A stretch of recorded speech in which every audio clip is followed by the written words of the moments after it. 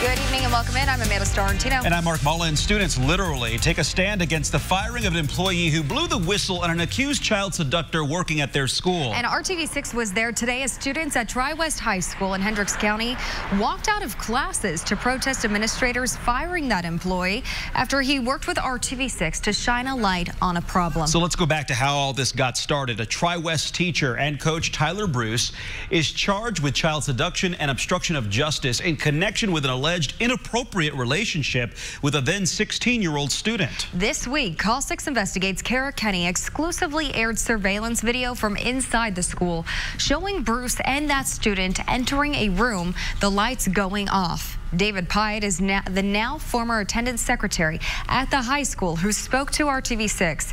He is also the one who took initial concerns about the relationship to the Department of Child Services. The district cited multiple reasons, but it fired Pyatt just a day before our story aired after the district learned he had shared the surveillance video with us. Meanwhile, Tyler Bruce is still employed with the school district and is scheduled to go on trial later this year. All of that leads to the protest from students today. RTV6 is working for you to get all sides of this issue and hold the school accountable for how the walkout unfolded today. Our team coverage begins with Megan Sanctorum, who was really in the thick of it, with students coming to her after the walkout to share what happened. Megan.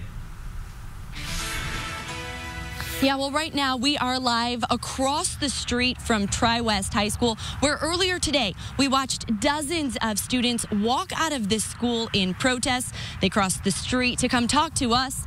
They tell us their goal was to show support for that fired attendance secretary, David Pyatt. Got fired for trying to, for doing the right thing and keep us safe, and it's not fair. These are just some of the students taking a stand and sending a message to district leaders. They tell us they are not happy with how this whole situation has been handled. Students had planned a walkout for 10:25 this morning, but they tell us it didn't go exactly as planned.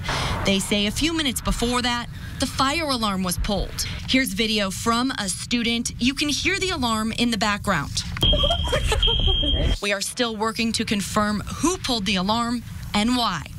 Once students were back inside, a group got their bags together and walked out, planning to stand outside of door 5 because that's the one they say Mr. Pyatt often monitored. Some students tell us there were teachers blocking exits to try and prevent the walkout.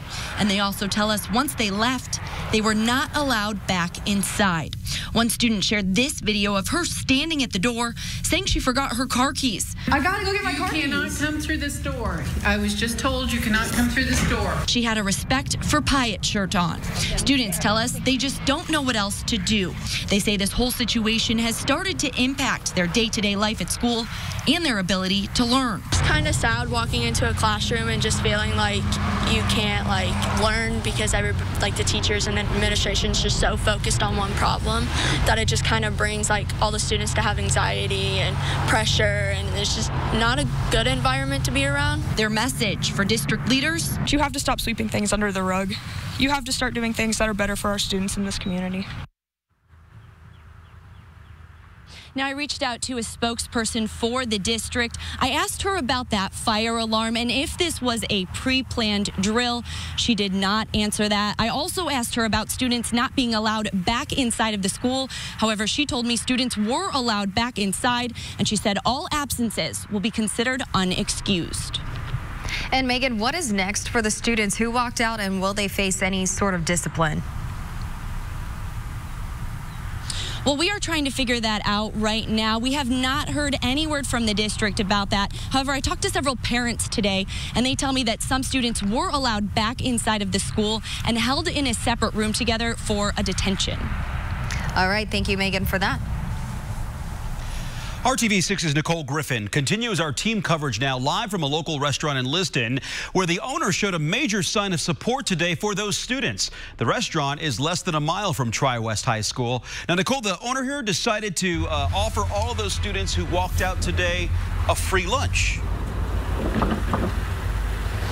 Yeah, Mark, that is correct. Rusted Silo offered all students who walked out of Tri-West High School free lunch, and there wasn't a spot open here in the parking lot today. The owner has a daughter that attends the high school. I talked to him and another mother about why they are supporting students walking out. 62, 63, and 64. Barbecue sandwiches and a side of macaroni and cheese. It's a lunch combo that did not cost any money today for Tri-West High School students. They left early. Why not come eat? Rob Ecker is the owner of Rusted Silo Southern Barbecue and Brew House in Liston. He's also the father of a Tri-West High School junior. We've had calls today in support, and we've had calls of irate parents saying that what we're doing is wrong. But I feel in today's world, we have to take a stand, and we have to show those that are affecting our kids and teaching them and how to be adults.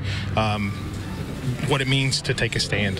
He's not the only parent showing support for the students today. I graduated from this high school, so and I'm sad to say, but that stuff went on when I was here. Laura Fleener graduated from Tri-West High School in 1988. She's now the mother of a senior at the school. I asked what her reaction was to Karaketti's Call 6 investigation. It made me sick. Really did. I mean, there's just no words. I mean, you put your students, your kids, put their trust in the teachers, and there is a line. I mean, and he crossed it. I was just blown away from it. It just disgusted me. Fleener's son says the school district firing attendance secretary David Pyatt is sending the wrong message to students. The message that they sent us is that if you do the right thing, you're going to get in trouble for it and get punished. So we came out, for Mr. Pyatt and to stand up for him because he was doing what he thought was morally right. As parents support their students, they are also thinking about the one student that no longer attends Tri-West High School, the now 17-year-old at the center of this entire case. I just want justice for that little girl. I feel really bad for her and her family for taking all the ridicule, and I know the students at first, everybody's like, oh, you're lying, you're not telling the truth and stuff. So, but now everything's coming out, and the truth will be heard. The owner here at Rusted Silo tells me he understands that rules were broken, but he appreciates the stand that David Pyatt took for these students. He tells me that providing free meals today wasn't just a way to support those students. It was a way to support the entire community because he says too much is being swept under the rug and out of public view. Working for you tonight in Liston, Nicole Griffin, RTV6. Well, the school corporation released a statement yesterday addressing Pyatt's dismissal, which said in part, quote, Mr. Pyatt was a part-time attendance secretary and at-will employee. He was not a teacher. At-will employees may be discharged at any time without cause or with cause. However, NWHSC had extensive cause to discharge Mr. Pyatt.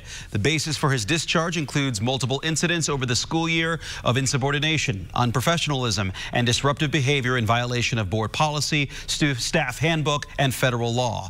You can read the entire statement in this story on the IndyChannel.com. Call 6 Investigates has tried repeatedly to speak with Tyler Bruce and the school board on camera, but they have declined our requests. The school district also declined our request to discuss the surveillance video with us on camera.